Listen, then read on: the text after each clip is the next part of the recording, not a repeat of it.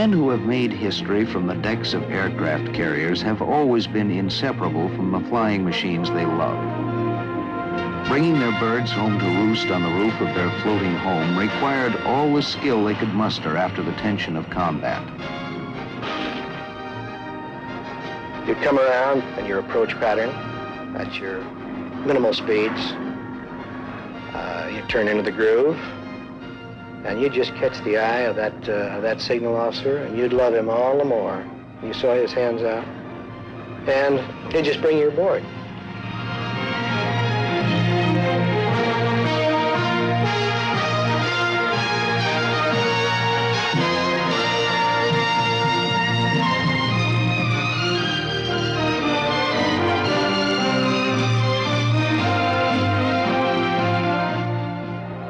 After the Battle of the Coral Sea in May 1942, the first naval air battle, there was Midway in June, the engagement that turned the tide against the Japanese forces. Midway, where aircraft carriers and the planes they launched proved again the strategic value of the Navy's ungainly floating airfields. To protect themselves, the carriers covered their sky with fighter combat air patrols. If the enemy should get through, the crossfire of anti-aircraft guns would take over.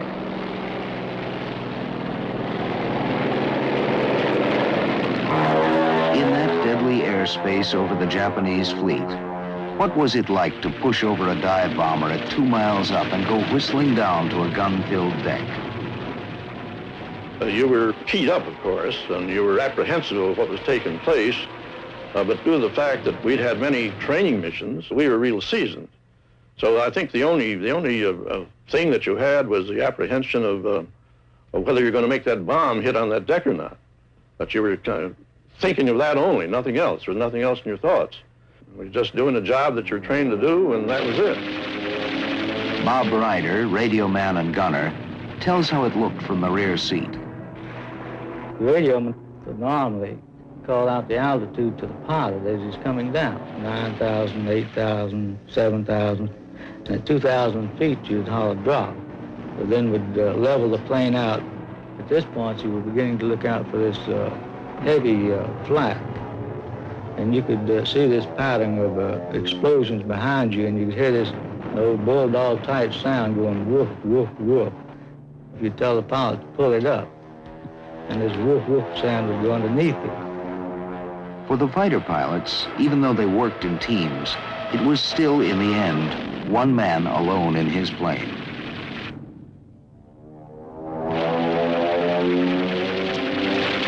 What does it take to make a good fighter pilot? Gene Valencia, a top Navy ace who won 23 and lost none, sums it up. He has to be aggressive. He has to love to fight. He has to love to tangle. But he does not, and he cannot do it foolishly. He has to know the performance of his aircraft. It's that simple. Simple? Another Navy pilot, Hamilton McWhorter, remembers that combat flying is not an occupation that accepts errors of judgment.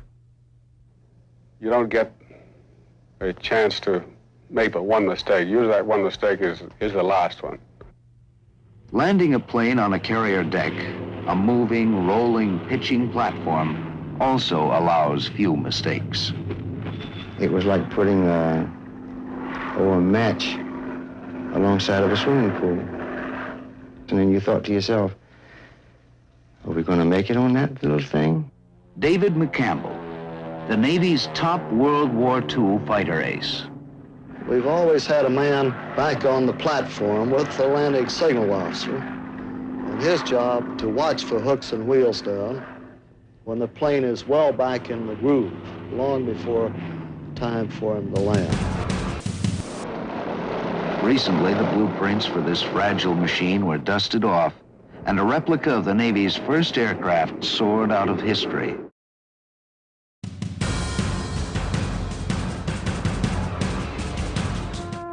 To a carrier pilot, no two landings are alike. Lieutenant Skip Phelps explains how it is. It's always something different. The day is different, the sea's different, the wind's different. Now this is 2 years for me today it's as new as it was 2 years ago.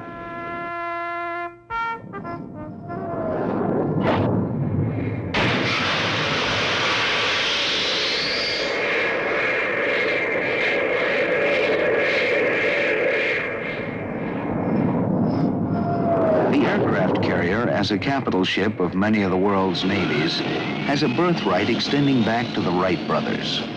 Not a sleek greyhound of the sea, not a mighty battle wagon. She is a composite, a floating airfield, a battle command center, a city of men, 3,500 hard-working men. The carriers took shape by trial and error, by the changing necessities of their age. Their development was always wedded to the refinements in the design of the aircraft that flew on and off their flat-top decks. This was a marriage of convenience, unsure at first, but a marriage that has grown in importance. Today, their 20th century machinery demands crews that include highly trained technicians, engineers, electronic specialists. The floating airstrips of World War II have doubled in size to become airports, like the USS John F. Kennedy and the nuclear-powered Enterprise and Nimitz, with flight decks covering 4.5 acres. This mobile air base, the Kennedy, can steam to any trouble spot at 600 nautical miles a day. Her airplanes can go to 85% of the world's surface. The Kennedy is free to roam where it chooses.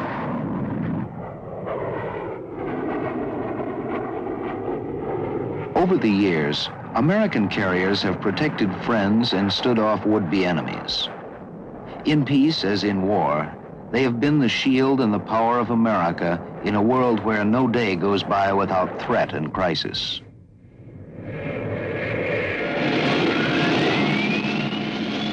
A ship is nothing by itself but steel and machinery. When you put people aboard, it becomes a living thing. And it was with people, visionary and insistent, that the aircraft carrier had its beginning in the first decade of the century. The year is 1909. William Howard Taft is our president. The automobile is still a newcomer in our streets. Hardly have we succeeded in propelling ourselves along the ground on 4 wheels with the gasoline engine, then the Wright brothers have used it to propel themselves through the air. Now, Orville Wright is demonstrating a later model at Fort Myer, Virginia. Navy Lieutenant George Sweet, attending as an observer, reports back, "The Navy must have that. It will be most important to us." With these words, he sets in motion forces that will change history.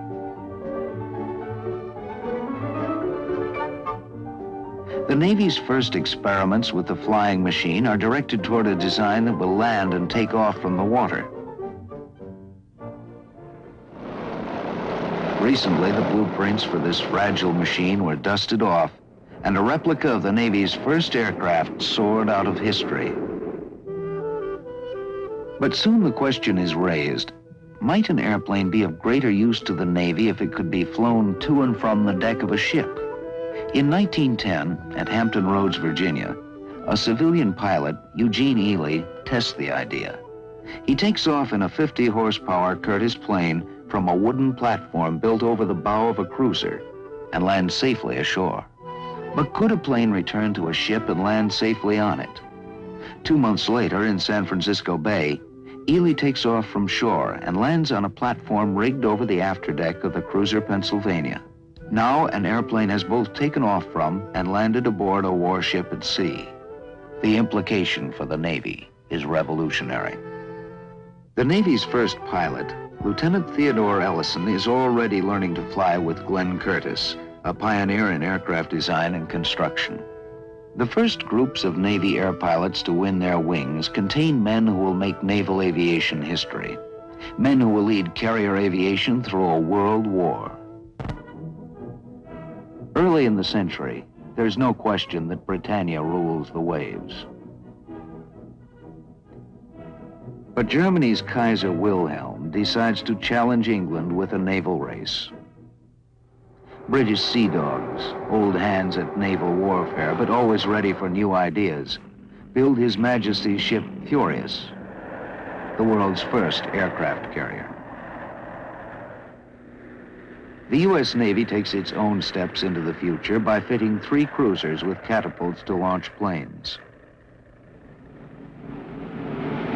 But as America enters World War I, the battleship continues to play the star role as the capital ship of the fleet. From shore bases on both sides of the Atlantic, Navy planes are the airborne eyes of the fleet, scouting for German submarines. Their brief missions are limited by the short range of the aircraft.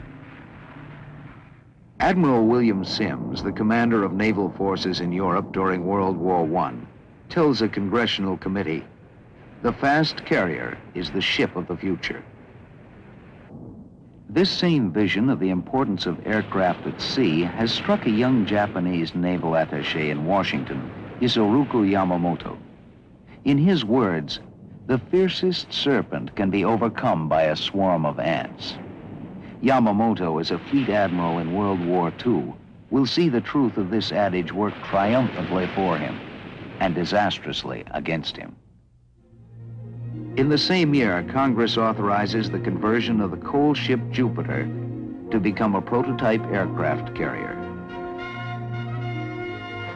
In 1919, a flying boat with a far longer range is completed, the NC boat, N for Navy, C for Curtiss.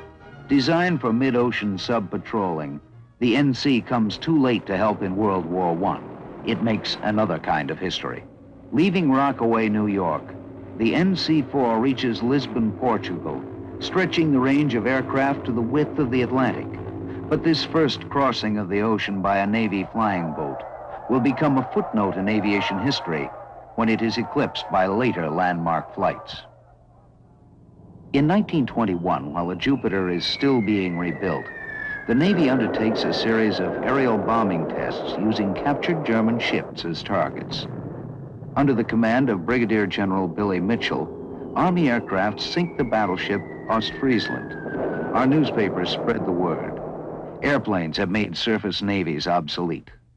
The Navy quietly reminds us that the Ostfriesland was merely a sitting duck, unable to make evasive movements and unprotected by either its own guns or fighter planes. In 1922, the conversion of the Jupiter is finished. She is commissioned as our first carrier, the USS Langley. At once, she's nicknamed the Covered Wagon. She is fitted with arresting wires across the landing area to catch hooks mounted between the wheels of her airplanes. The planes have no brakes, and shoulder straps are yet to become standard cockpit equipment.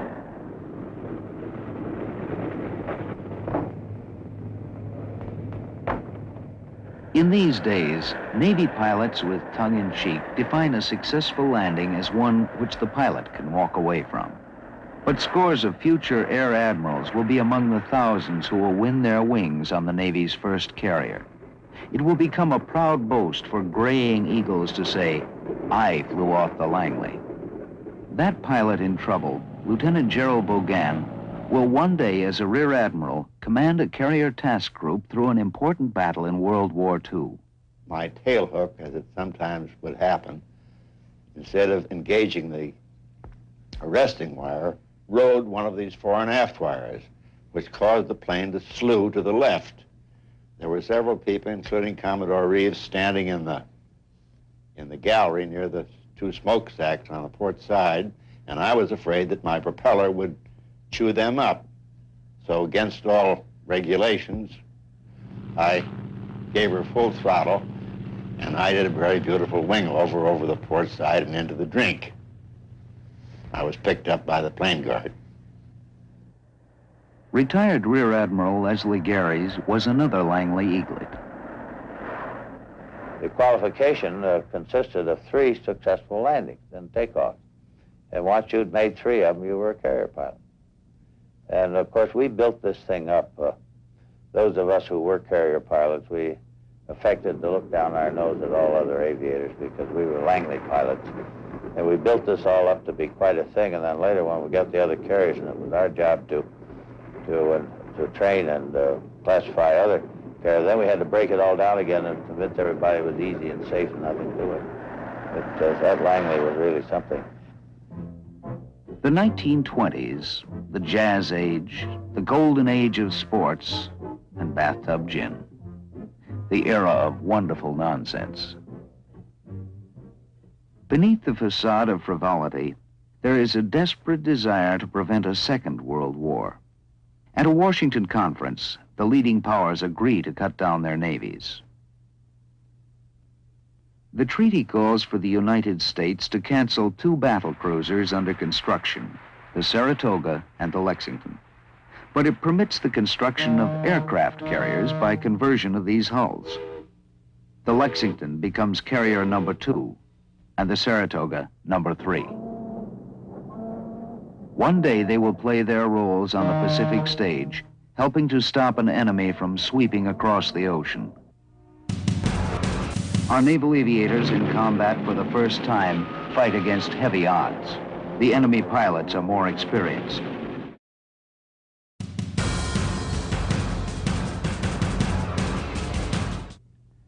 In 1929, Navy pilots practiced their trade in a fleet exercise at the Panama Canal. Saratoga serves with the attackers and Lexington with the defenders. Making new ground rules, the attackers launch a pre-dawn airstrike. The results will catch the attention of many who scoff at the Navy's aviation program. Admiral Garys flew a fighter off the Saratoga. My squadron was assigned to go after what was then the Army Air Corps airplanes over at the Army field on the Atlantic side of the canal. Everybody was just absent, and we romped up and down the field and, in theory, destroyed all their aircraft. The bombers went in, and the scouts were bombing, and I think the other fighter squadron was romping around over Miraflores. Anyway, by 8 o'clock, 9 o'clock, we were all through. Well, the umpires declared that the battle fleet had won the war because the Panama Canal had been so damaged by this air attack that it was out of commission, couldn't function. Was it established fleet aviation as a real combat arm of the fleet.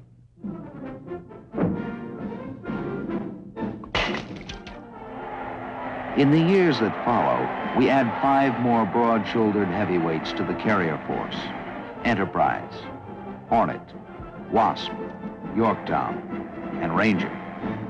Proud names that reflect the heritage of the nation. Across the Pacific, a nation watches us and also builds carriers. As a Japanese air admiral will one day disclose, our principal teacher in respect to emphasizing aircraft carriers was the United States Navy. We were doing our utmost all the time to catch up with the United States. In 1938, in another exercise, Navy pilots are launched from their carrier at dawn. Arriving unopposed, their theoretical attack is a great success. By the rules of the game, an American island fortress has been destroyed. Once more, air power from the sea proves its worth. The island base, Pearl Harbor. This time we had the Saratoga and the Lexington, both in our side. And the idea was that we were going in and wreck the Navy Yard and attack and bomb and torpedo and sink any ships we could find there. In the meantime, the fighters would immobilize and pin down any Air Force fighters we found. 3 years later, the Japanese did it practically the same way.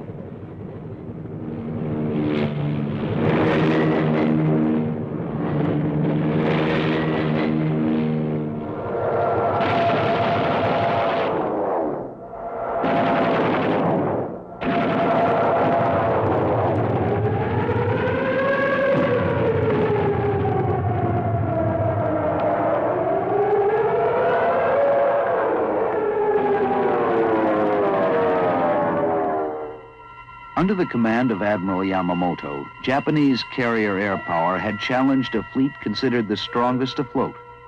All our Pacific battle wagons are gone. The fiercest serpent had been overcome by a swarm of ants. What was left to stop Yamamoto from making the entire Pacific a Japanese lake? None of our 7 carriers are at Pearl Harbor on December 7th. Of the 3 assigned in the Pacific, Saratoga is at San Diego, her home port. Lexington and Enterprise are steaming at sea. From the Atlantic Fleet, the Hornet, Wasp, and Yorktown will join the Pacific forces in 1942. The 7th carrier, Ranger, will serve in the Atlantic and Mediterranean until 1944. Meanwhile, Japanese forces are seizing vast areas of the Pacific.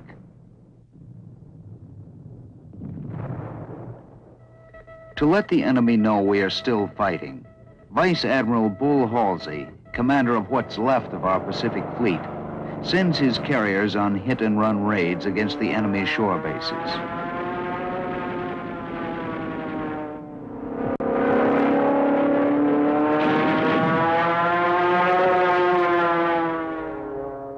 The enemy's flyers meet our attackers with skilled airmanship. Our naval aviators in combat for the first time fight against heavy odds.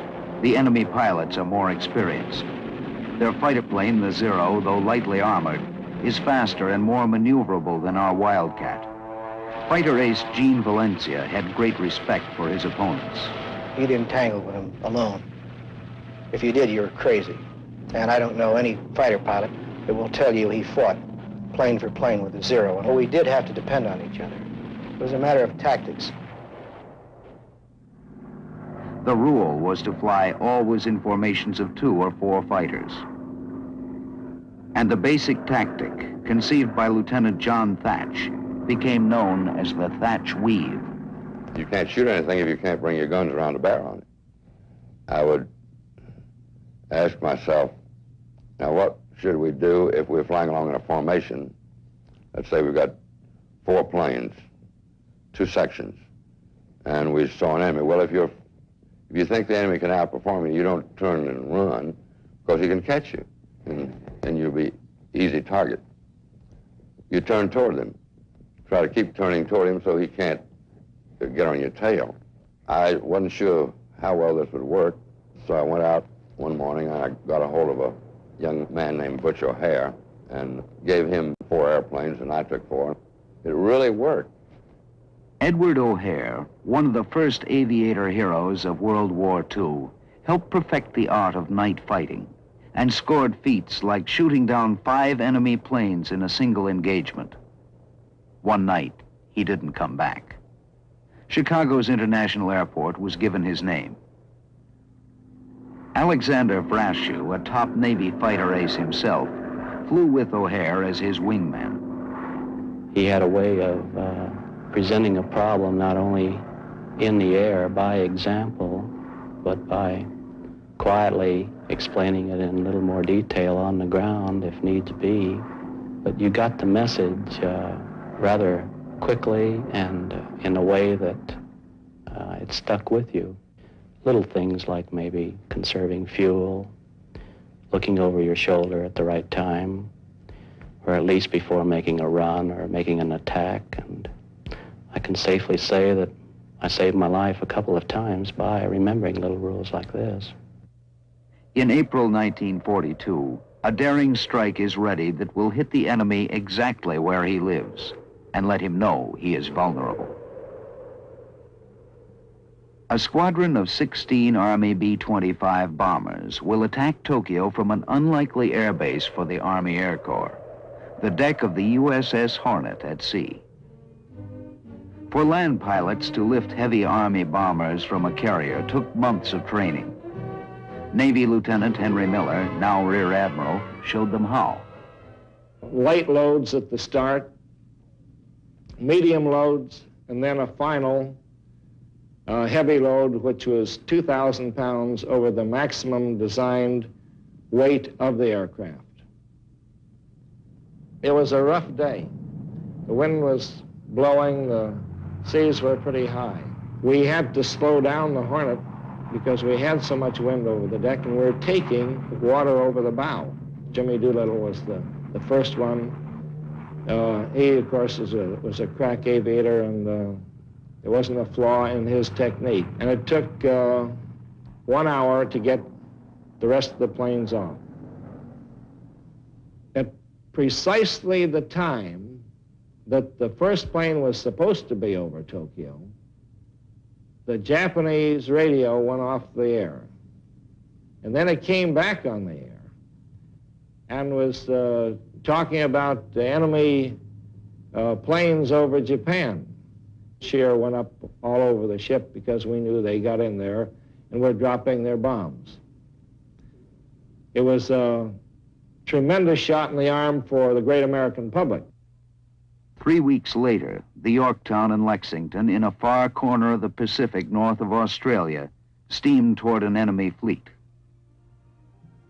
Facing them was the test for which the Navy had been training for 20 years. In the tradition of great battles at sea, Trafalgar, the Monitor and Merrimack at Hampton Roads, Jutland, the planes of the Saratoga and Lexington would meet their rendezvous with destiny over the Coral Sea. For the first time in history, a naval battle would be fought only in the sky.